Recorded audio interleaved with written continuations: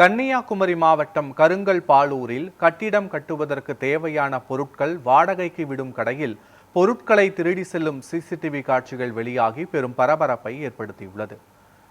ஆண்ட்ரோ என்பவர் கடந்த 2 ஆண்டுகளாக கருங்கல் பாலூர் சந்திப்பில் A4 பவர் ரூல்ஸ் என்ற பெயரில் கட்டிடம் கட்டும் தேவையான உபகரணங்கள் வாடகைக்கு விடும் கடை நடத்தி வருகிறார். காலையில் கடையை திறந்தபோது ஏணி காணாமல் போயிருப்பதை கண்டு அதிர்ச்சி அடைந்தார். அந்த பகுதியில் இருந்த சிசிடிவி காட்சிகள் ஆய்வு செய்த போது அதிகாலையில் இருசக்கர வாகனத்தில் குல்லா அணிந்து வந்த இருவர் ஏணியை திருடி செல்லும் காட்சிகள் பதிவாகி இருந்தது. இது தொடர்பாக கருங்கல் போலீசார் வழக்கு பதிவு செய்து விசாரணை மேற்கொண்டு வருகின்றனர்.